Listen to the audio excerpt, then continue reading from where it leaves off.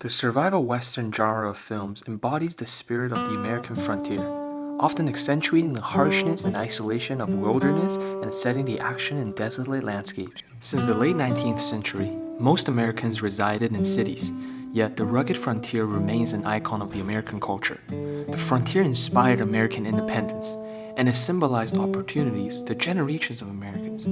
From the Lewis and Clark expedition to the discovery of California Trail, the idea of the frontier lies deep in the American psyche. In 1972, Sidney Pollack made one of the most iconic films set in the rugged frontierland, Jeremiah Johnson. Fast forward to 2015, an Academy Award-winning film, The Revenant brought deja vu to viewers and Robert Redford, who plays Jeremiah Johnson.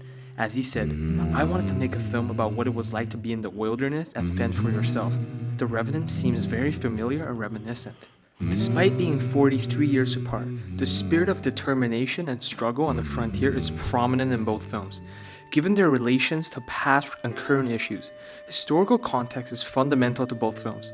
To further explore their historical context, I'll be examining the frontier setting in the American West and the time periods in which these films were released with regards to how cinematic elements such as cinematography, editing, and sound help with portrayals of graphic violence, nature as a character, and Native Americans.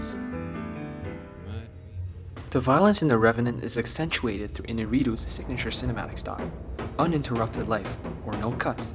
The bear attack scene was one long take, with mostly close-ups and low-angle shots, forcing the viewers to observe the unfiltered gore. Usually, the reaction is to cut away. There are no cinematic cuts in real life. Instead of cutting away, we see the rampage unfold further through the continuing long take. The fluidity and continuity of camera movement here was crucial to the authenticity. Cinematographer Emmanuel Lubezki said, "We used wide lenses and smaller cameras. We called it an elastic shot, moving from objective to subjective. The lack of non-diegetic sound immerses viewers in the fierce environment. Besides Glass's harrowing scream and the bear's roar, there are no sound effects or soundtrack, creating a lifelike, desperate atmosphere." Through this scene, the viewers witness the dangers of being a fur trappers in the 1800s, whose lives were constantly in jeopardy with attacks from wild animals. As according to Western author Marshall Trimble, trappers saw as many as 220 grizzly bears in a day.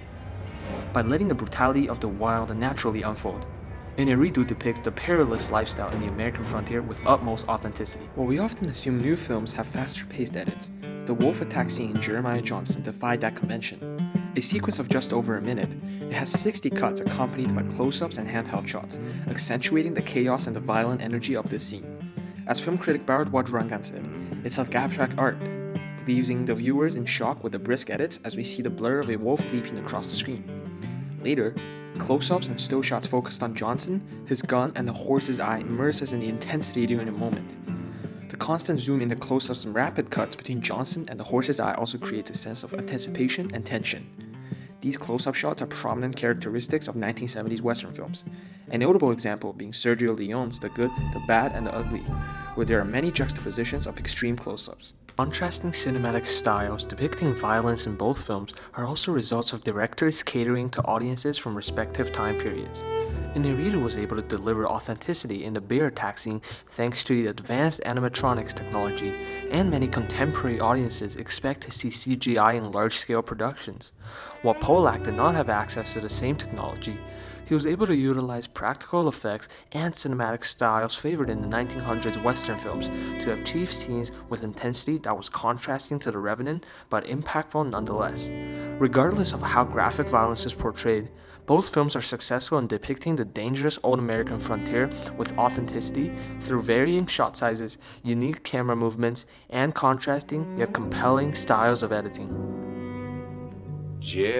When asked about the intent behind making Jeremiah Johnson, Robert Redford said, "I went to Pollack and I said, I live in the mountains, and I'd like to make a film about a person surviving in the mountains." Through the opening traveling sequence, viewers are indeed immersed in Johnson's journey to the mountains in the frontier. The various wide shots of mountains, forests, and deserts let the viewers directly witness the extensive scale of the frontier landscape. This sequence is accompanied by the iconic score named after the character, which further enhances the emotional impact of the sequence. Also, the extreme wide shots allow Johnson to appear seemingly small, as he is often positioned near the bottom or the corner of the screen. illustrating that compared to grand nature, humans are just puny creatures. The sumptuous Rockies is present in every shot of The Revenant, comprising more of the frame than the characters. Lubezki's use of wide-angle lenses captures the expansive nature around the characters. As he said in an interview, wide lenses allow us to show all the environment and emotions while being close to the actors. The relationship between the environment and the characters is always present. Whenever we see the trappers, the trees in the distance tower over them from all directions in a threatening manner. The wilderness crowds the trappers within the center of the frame, engulfing and obstructing them from the camera's view, symbolizing that man must obey nature's law. The film continues to remind us of this, opening scenes with raw wilderness, a creek bubbling calmly, tall trees standing still and placid until the camera slowly pans downwards or upwards to find the man traveling within nature. These moments, along with these extreme wide shots, establish the immense scale of nature, reminding the audience that Mother Nature came first, then mankind. Through unique camera movements and composition, both directors also characterized the issue of climate change through portraying nature. Pollack contributed to climate change relief significantly, introducing the Natural Resources Defense Council to work with activists in Hollywood. Similarly, Iñárritu said in an interview, "Shooting The Revenant in the wilderness, it opened my eyes to climate change. I saw the difference of 1 degree, which is between ice and water." As DiCaprio advocated in his interview, 2015 was the hottest year in recorded history. Our weather is dramatically changing, and I hope people can understand more about climate change through this film. Throughout history, Hollywood thrived in creating one-dimensional stereotypes of Native Americans. Jeremiah Johnson, Pollack's portrayal of natives combats the negative stereotypes. The camera here smoothly tracks and pans around Johnson and the natives, with little pedestal movement. The stillness establishes a sense of peace and prosperity within the settlement. The soothing piano and string music playing also creates a sense of serenity between them. Johnson is kneeling, positioning him below the natives. This can be seen as a representation of power and status for the natives, as Johnson is the guest at their settlement and he understands their culture. In another settlement, there are many medium and close-up shots of the natives, and an overhead shot that showed the white characters to the side rather than the center of the frame. The natives are shown in various shot sizes and given more camera focus, which profoundly depicts their emotions and facial expressions, whereas traditionalist westerns like John Ford's 1956 The Searchers filmed the natives from afar. They were merely part of the background, composing a small part of the screen compared to the Anglo protagonists. We also see a flip in conventional narrative structure through an interaction between the native Hickory and Glass in The Revenant. As film critic Francis Murphy puts it, the unobtrusive camera works give full access to what is happening and leave it to the viewer rather than the cameraman to find their perspective.